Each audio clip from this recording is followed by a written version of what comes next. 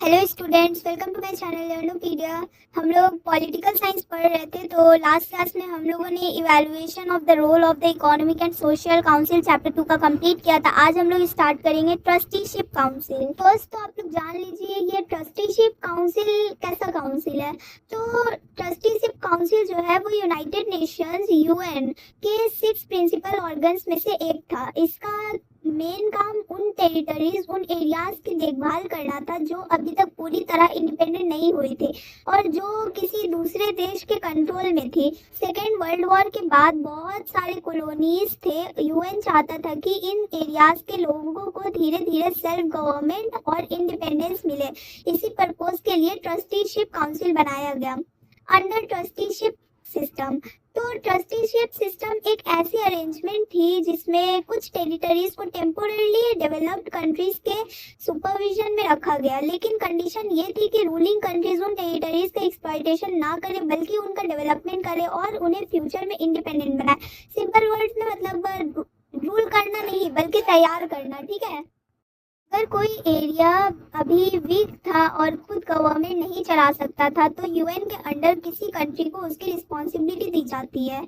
अब objective of the trusteeship system first point में है सेल्फ गवर्नमेंट और इंडिपेंडेंस। सबसे बड़ा ऑब्जेक्टिव था कि टेरिटरीज को धीरे धीरे अपनी गवर्नमेंट चलने लायक बनाना, मतलब अपनी गवर्नमेंट चलाने लायक बनाना। पॉलिटिकल डेवलपमेंट, लोगों को डेमोक्रेसी, वोटिंग और गवर्नमेंट चलाना सिखाया जाए।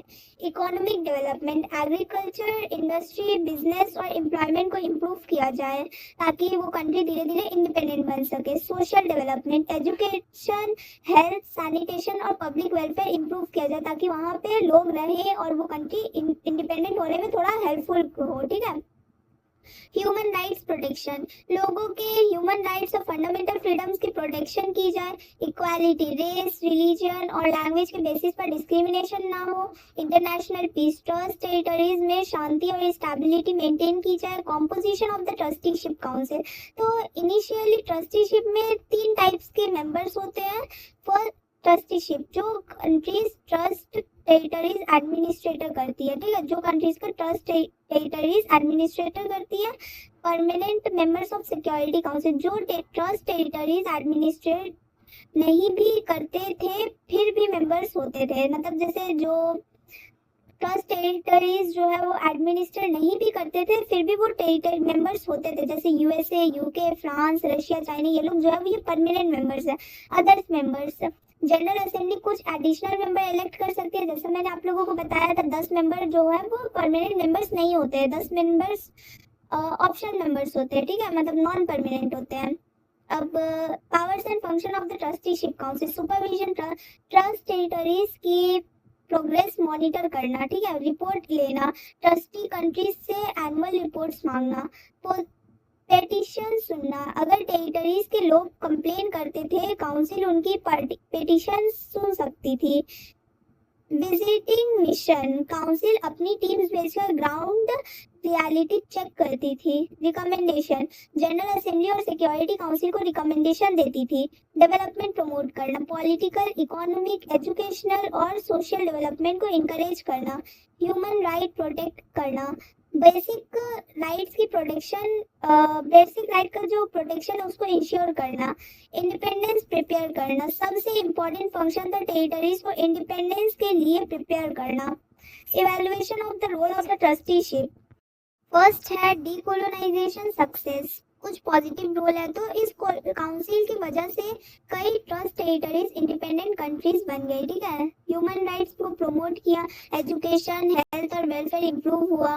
पीसफुल ट्रांजिशन, कई टेरिटरीज को बिना बड़े वॉर के इंडिपेंडेंस मिली। इंटरनेशनल कोऑपरेशन, यूएन ने डिफरेंट कंट्रीज के साथ मिलकर डेवलपमेंट इंश्योर किया। फ्री इलेक्शन और सेल्फ गवर्नमेंट इस्टेब्लिश करने में हेल्प की।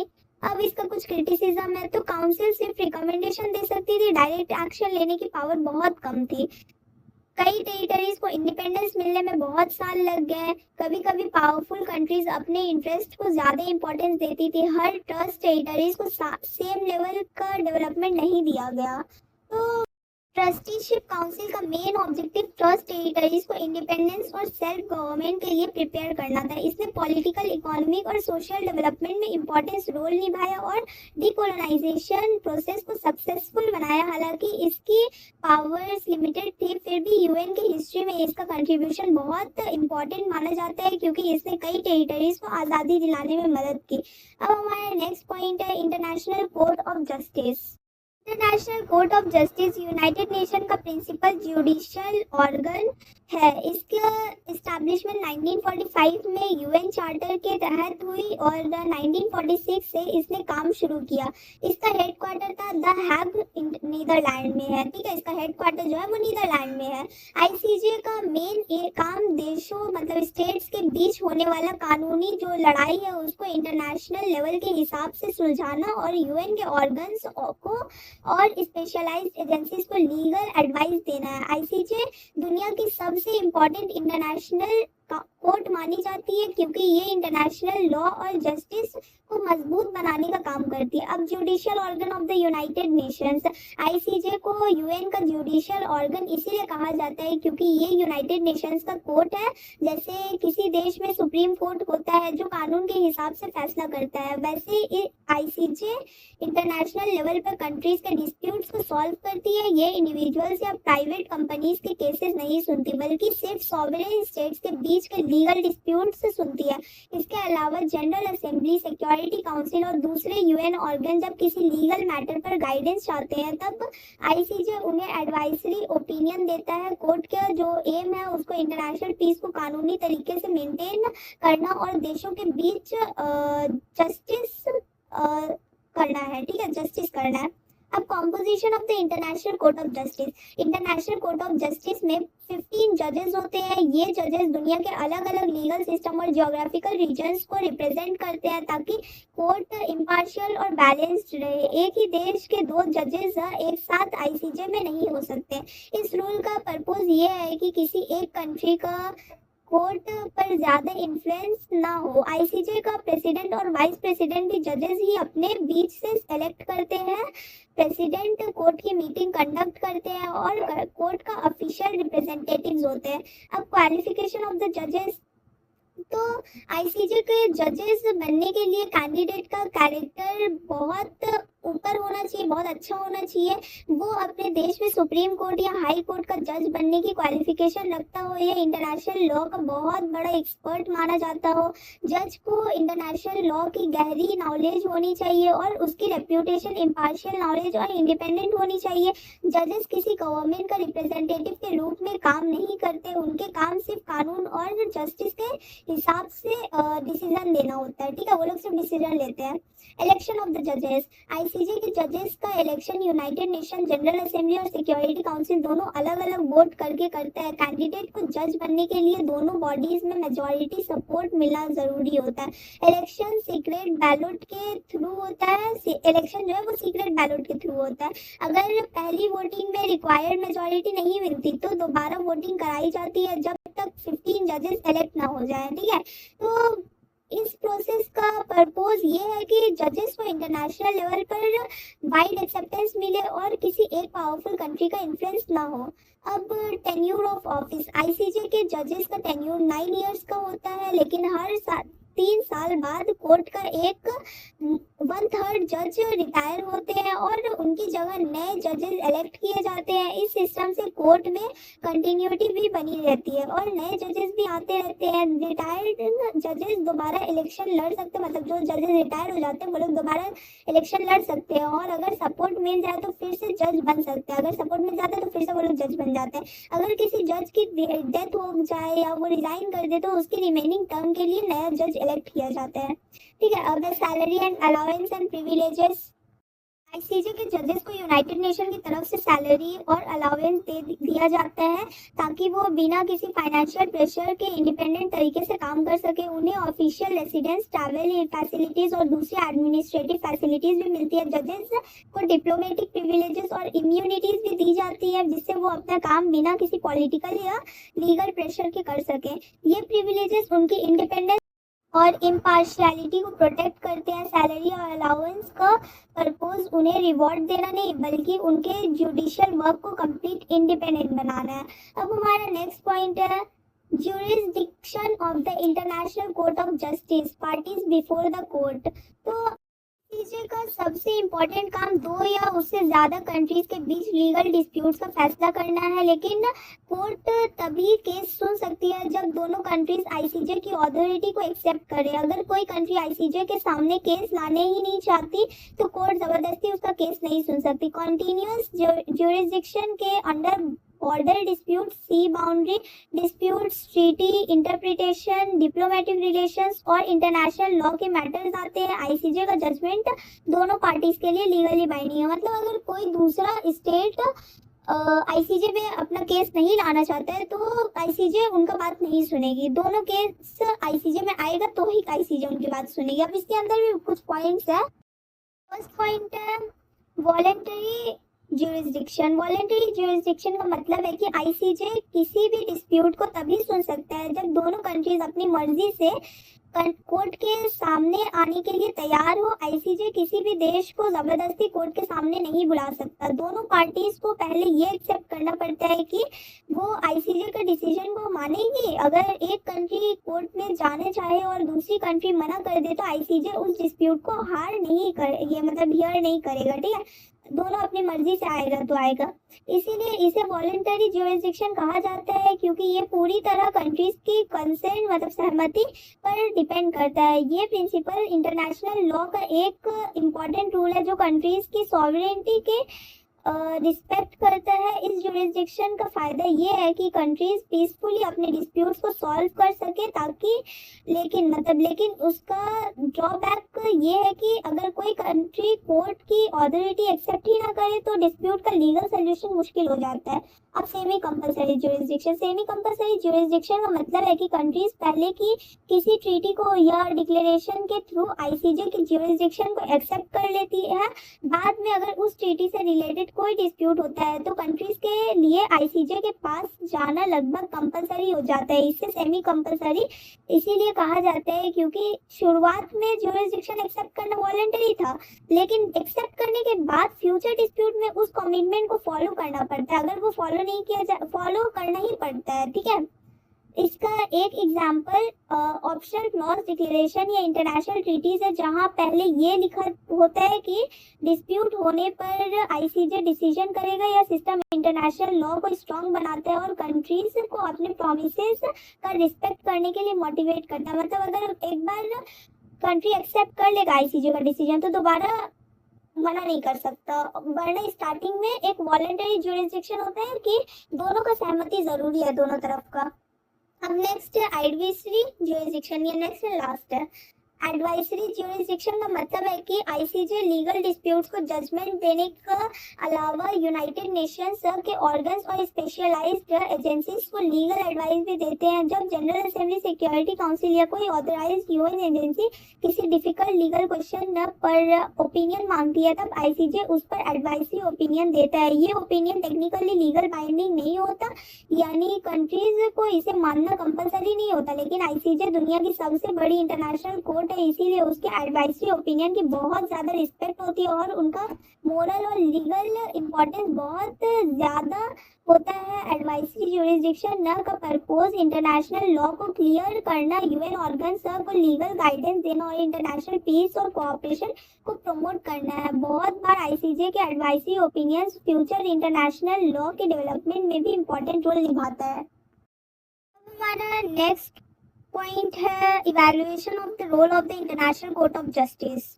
तो International Court of Justice United Nation का प्रिंसिपल जुडिशियल ऑर्गन है। इसका मेन काम कंट्रीज के बीच लीगल डिस्प्यूट्स को इंटरनेशनल लॉ के बेसिस पर सॉल्व करना और यूएन के ऑर्गन्स को लीगल एडवाइस देना है। आईसीजे ने इंटरनेशनल पीस और जस्टिस को स्ट्रेंथन करना में इम्पोर्टेंट रोल निभाया है, लेकिन इसकी कुछ लिमिटेशंस भी हैं। इसीलिए आईसीजे के रोल का इवैल्यूएशन करते वक्त हमें इसका अचीवमेंट्स और वीकनेस दोनों को देखना चाहिए। तो peaceful settlement of international disputes, ICJ का सबसे बड़ा कंट्रीब्यूशन ये है कि इसने कई इंटरनेशनल डिस्प्यूट्स को बिना वॉर के पीसफुली सॉल्व किया।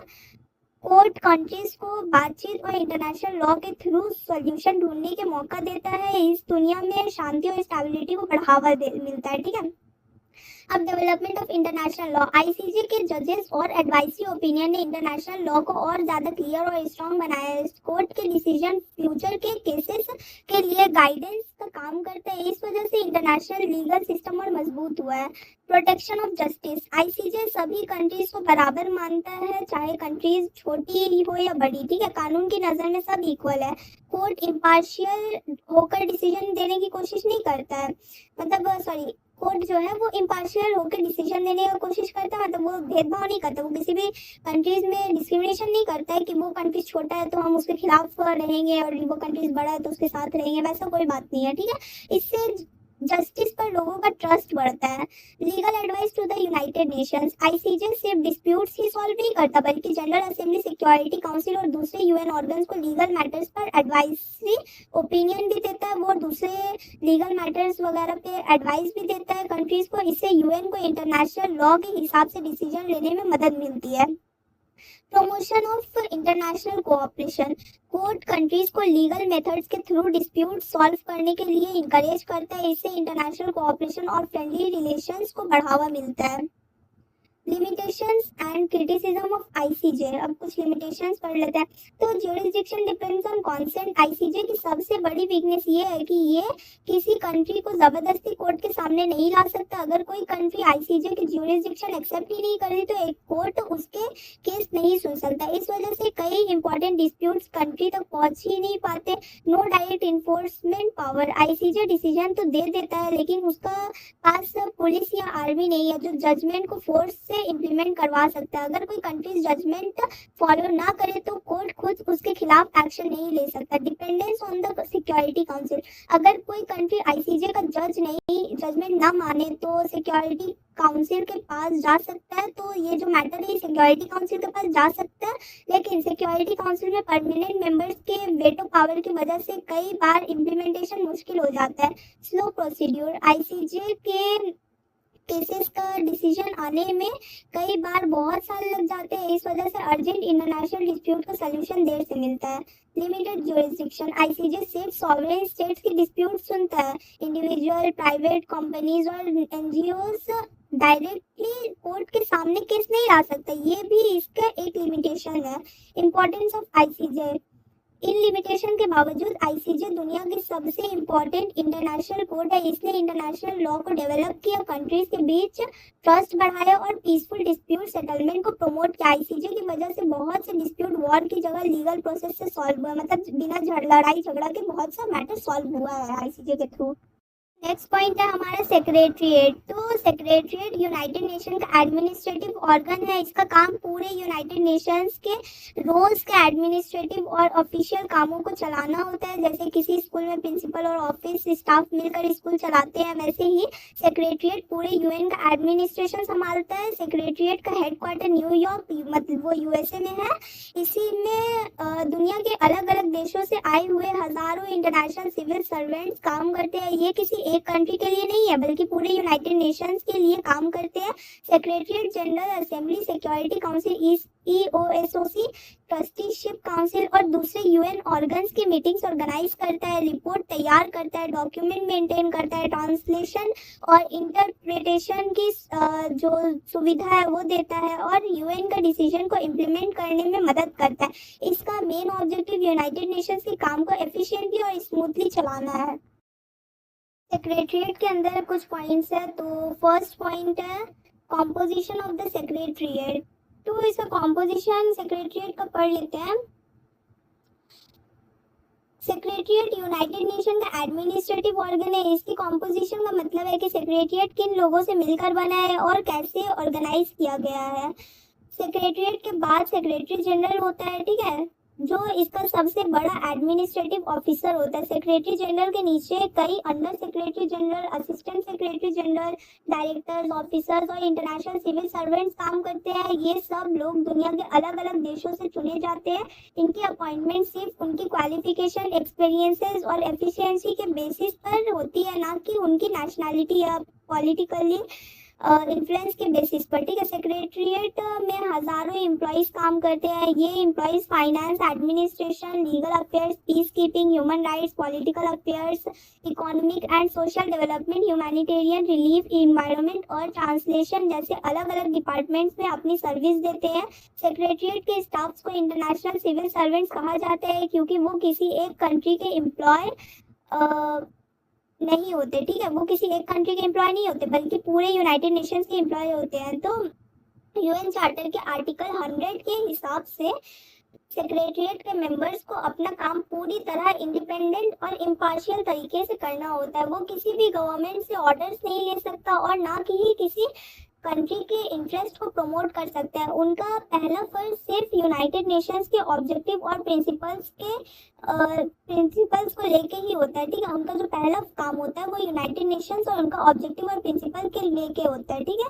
अब सेक्रेटरीट के हेडक्वार्टर्स न्यूयॉर्क यूएसए में है, लेकिन इसके ऑफिस जेनेवा, वियना, नाइरोबी और दुनिया के कई दूसरे देशों में भी है जहाँ से यूएन के प्रोग्राम्स और ऑपरेशंस चलाए जाते हैं। फंक्शंस है सेक्रेटरीट के। तो सेक्रेटरीट यूनाइटेड नेशंस के एडमिनिस्ट्रेटिव ऑर्गन है। इसका मेन काम यूनाइटेड नेशन का सभी ऑर्गन्स को स्मूथली चलाने में मदद करना है। सेक्रेटरी जनरल और सेक्रेटरीट के ऑफिसर्स मिलकर यूएन के डेली एडमिनिस्ट्रेशन मीटिंग्स वगैरह संभालते हैं, ठीक है, उसको मैनेज करते हैं। अब इसका फर्स्ट पॉइंट है एडमिनिस्ट्रेटिव फंक्शंस। सेक्रेटरीट का सबसे इम्पोर्टेंट फंक्शन यूनाइटेड नेशंस के पूरे एडमिनिस्ट्रेशन चलाना है। ये ऑफिसेस को मैनेज करते हैं, स्टाफ को अपॉइंटमेंट और मैनेजमेंट देखता है, फाइल्स मेंटेन करता है और इंश्योर करता है कि यूएन के सभी डिपार्टमेंट्स प्रॉपर्ली काम करें। इसी वजह से सेक्रेटरीट को यूएन का एडमिनिस्ट्रेटिव मतलब बैकबोन कहा जाता है, ठीक है। जो बैकबोन किसको कहा जाता है याद रखिएगा आप, तो सेक्रेटरीट को कहा जाता है। Organizing meeting, secretariat general assembly, security council, ECOSOC और दूसरे यूएन ऑर्गन्स की मीटिंग ऑर्गेनाइज करता है। मीटिंग्स का एजेंडा तैयार करना, मेंबर्स को नोटिस भेजना, डॉक्यूमेंट्स अरेंज करना और प्रोसीडिंग के रिकॉर्ड्स रखना भी सेक्रेटरीट की रिस्पॉन्सिबिलिटी होती है। Preparation of reports and document, secretariat international issue पर रिपोर्ट, सर्वे और रिसर्च डॉक्यूमेंट्स प्रिपेयर करता है। सेक्रेटरी जनरल भी हर साल जनरल असेंबली के सामने यूएन के काम की एनुअल रिपोर्ट प्रेजेंट करते हैं।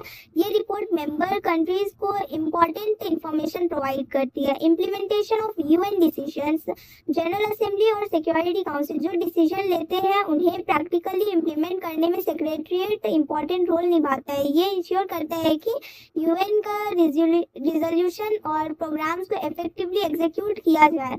अब peace keeping operation, secretariat UN का पीस कीपिंग मिशंस को ऑर्गेनाइज और कोऑर्डिनेट करता है। पीस कीपिंग फोर्सेस की प्लानिंग, लॉजिस्टिक्स, कम्युनिकेशन और एडमिनिस्ट्रेशन का काम भी सेक्रेटरीट ही संभालता है। Translation and interpretation, United nation में अलग अलग देशों के रिप्रेजेंटेटिव्स आते हैं और कई लैंग्वेज यूज होती है। सेक्रेटरीट ऑफिशियल डॉक्यूमेंट्स का ट्रांसलेशन करता है और मीटिंग्स में इंटरप्रिटेशन की फैसिलिटी प्रोवाइड करता है ताकि सभी मेंबर्स एक दूसरे की बात समझ सके। Research and information collection, secretariat दुनिया भर की पॉलिटिकल, इकोनॉमिक, सोशल और इन्वायरमेंटल इश्यूज पर इंफॉर्मेशन कलेक्ट करता है। इस इंफॉर्मेशन के बेसिस पर यूएन बेटर डिसीजन और पॉलिसीज बना पाता है।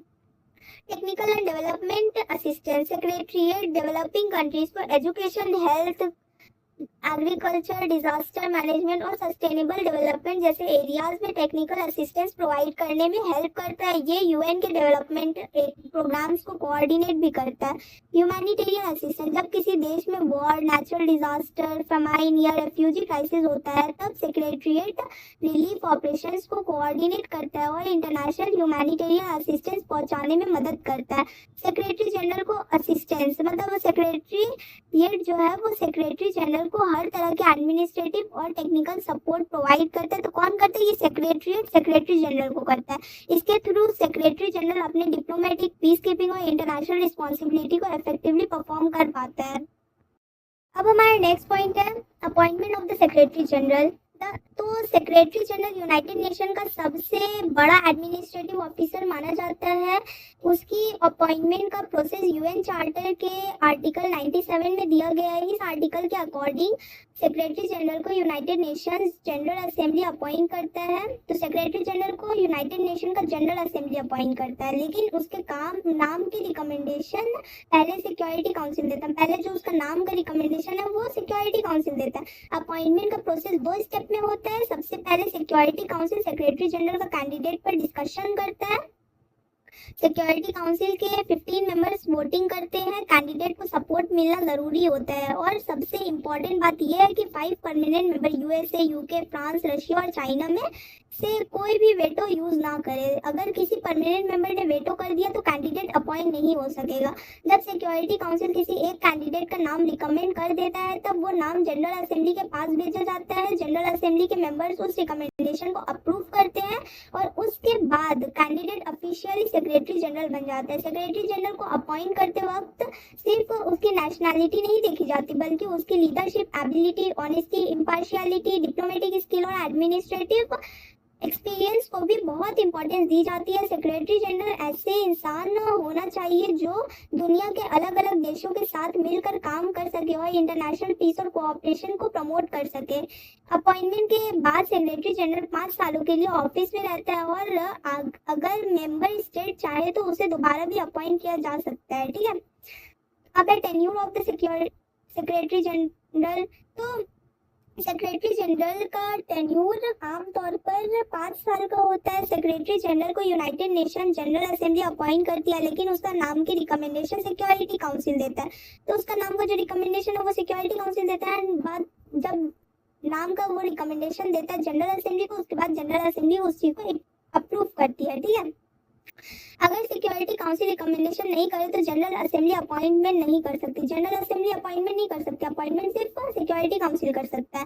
5 इयर्स का टेन्यूर पूरा होने के बाद अगर मेंबर कंट्रीज उसके काम से खुश हो और सिक्योरिटी काउंसिल फिर से रिकमेंडेशन दे तो सेक्रेटरी जनरल को दोबारा भी अपॉइंट किया जा सकता है। यूएन चार्टर में रीअपॉइंटमेंट की कोई फिक्स्ड लिमिट नहीं दी गई है, लेकिन प्रैक्टिस में ज्यादातर सेक्रेटरी जनरल 1 या 2 टर्म्स मतलब 5 या 10 साल तक ही सर्व करते हैं।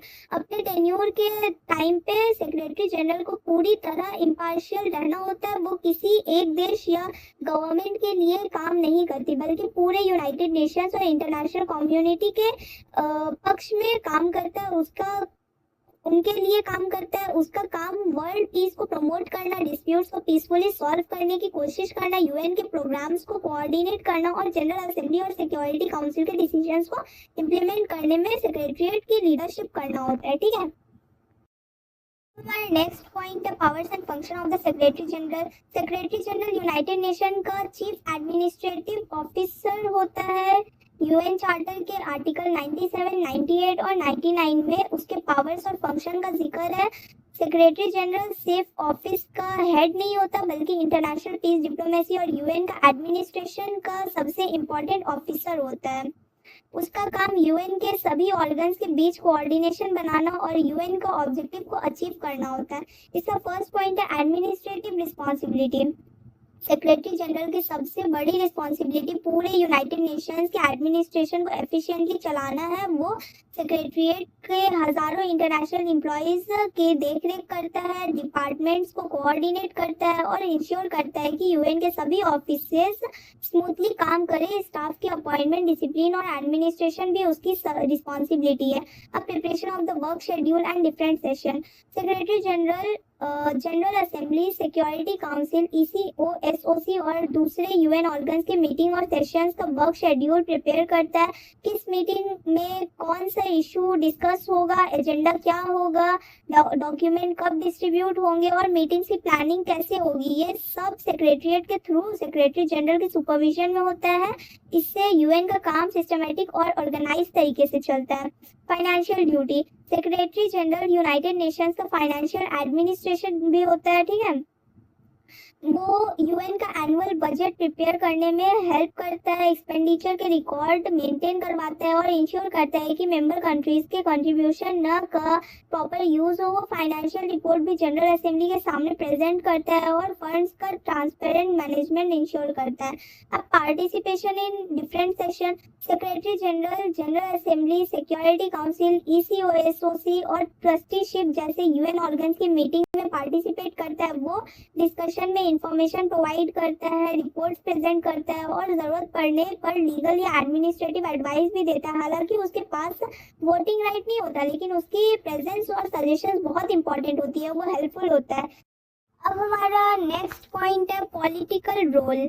तो सेक्रेटरी जनरल सिर्फ एक एडमिनिस्ट्रेटिव ऑफिसर नहीं होता, बल्कि उसके एक बहुत इंपॉर्टेंट पॉलिटिकल रोल भी होता है। जब दुनिया का किसी हिस्से में वॉर, सिविल वॉर या इंटरनेशनल टेंशन होती है, तब सेक्रेटरी जनरल कंट्रीज के बीच मेडिएशन करता है। वो दोनों पार्टी से बात करके डिस्प्यूट्स को पीसफुली सॉल्व करने की कोशिश करता है।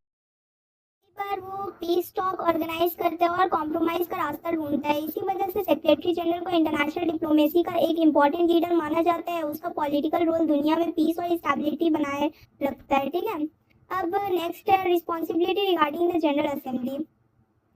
सेक्रेटरी जनरल जनरल असेंबली के लिए भी बहुत इंपॉर्टेंट रिस्पॉन्सिबिलिटी रखता है। वो जनरल असेंबली के सेशन का एजेंडा प्रिपेयर करवाता है, मीटिंग ऑर्गेनाइज करता है और एनुअल रिपोर्ट प्रेजेंट करता है। जनरल असेंबली को यूएन के काम की पूरी इंफॉर्मेशन देना और उसके डिसीजंस को इम्प्लीमेंट करने में हेल्प करना भी उसकी रिस्पॉन्सिबिलिटी है। सेक्रेटरी जनरल जनरल असेंबली और सेक्रेटरीट के बीच एक पुल का काम करता है। अब symbol of the principles and ideas of the UN charter. Secretary general को यूएन चार्टर का प्रिंसिपल्स और आइडियल्स का सिंबल माना जाता है। उसका काम सिर्फ रूल्स फॉलो करना नहीं, बल्कि दुनिया को शांति, इक्वालिटी, जस्टिस, ह्यूमन राइट्स और इंटरनेशनल कोऑपरेशन के आइडियल्स की तरफ इंस्पायर करना भी है।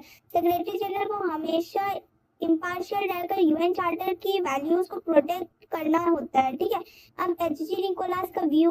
तो पॉलिटिकल साइंटिस्ट एच.जी. निकोलास ने सेक्रेटरी जनरल को यूनाइटेड नेशंस का most important international civil service कहा है। उनका अकॉर्डिंग सेक्रेटरी जनरल सिर्फ ऑफिस के एडमिनिस्ट्रेटर नहीं, बल्कि इंटरनेशनल डिप्लोमेसी और पीस के लीडर भी है। निकोलास कहते हैं कि सेक्रेटरी जनरल अपनी पर्सनालिटी, लीडरशिप और डिप्लोमेसी के थ्रू यूएन को इफेक्टिव बनाता है। इसीलिए उसका रोल सिर्फ एडमिनिस्ट्रेटिव नहीं, बल्कि पॉलिटिकल और मोरल भी है। हमारा नेक्स्ट पॉइंट है रोल एज रिप्रेजेंटेटिव। तो सेक्रेटरी जनरल पूरे यूनाइटेड नेशंस का ऑफिशियल रिप्रेजेंटेटिव होता है। जब दुनिया का किसी देश में क्राइसिस होता है या इंटरनेशनल कॉन्फ्रेंस होती है, तब सेक्रेटरी जनरल यूएन की तरफ से पार्टिसिपेट करता है। वो यूएन का व्यू पॉइंट दुनिया के सामने रखता है और मेंबर स्टेट के साथ कम्युनिकेशन मेंटेन करता है। इसी वजह से उसे यूएन का पब्लिक फेस भी कहा जाता है। अब ever alert watchman of international peace. Secretary general को कई स्कॉलर्स ने ever alert watchman of international peace कहा है। इसका मतलब है कि वो हमेशा दुनिया की पॉलिटिकल सिचुएशन पर नजर रखता है। अगर कहीं भी वॉर, कॉन्फ्लिक्ट या टेंशन बढ़ने का डेंजर हो तो वो तुरंत एक्शन लेता है। यूएन चार्टर के आर्टिकल 99 के under secretary general security council का ध्यान किसी भी ऐसे मैटर की तरफ दिला सकता है जो इंटरनेशनल पीस के लिए खतरा बन सकता है। इसी वजह से उसे इंटरनेशनल पीस का हमेशा जागता हुआ वॉचमैन कहा जाता है। ठीक है, अब evaluation of the role of the secretary general. Secretary general का रोल यूनाइटेड नेशन की सक्सेस के लिए बहुत इंपॉर्टेंट है। उसने कई इंटरनेशनल डिस्प्यूट्स को पीसफुली सॉल्व करने में हेल्प की है, ह्यूमैनिटेरियन क्राइसिस में लीडरशिप दी है और ह्यूमन राइट्स, डेवलपमेंट और पीस को प्रमोट किया है। सेक्रेटरी जनरल की इम्पार्शियलिटी और डिप्लोमेसी की दुनिया भर में रिस्पेक्ट की जाती है, लेकिन उसकी कुछ लिमिटेशंस भी है। सेक्रेटरी जनरल के पास अपनी आर्मी या पुलिस नहीं होती। वो किसी कंट्री को फोर्स नहीं कर सकता कि वो यूएन के डिसीजन माने। कई बार सिक्योरिटी काउंसिल के परमानेंट मेंबर्स का वेटो पावर की वजह से सेक्रेटरी जनरल के एफर्ट्स सक्सेसफुल नहीं हो पाते। इसीलिए उसकी सक्सेस काफी हद तक मेंबर स्टेट के कोऑपरेशन पर डिपेंड करती है। अगर वीडियो हेल्पफुल लगी हो तो इसे लाइक, शेयर, सब्सक्राइब करके मुझे सपोर्ट करें, ताकि मैं आप लोगों की मदद के लिए और ज़्यादा वीडियोस बना सकूं।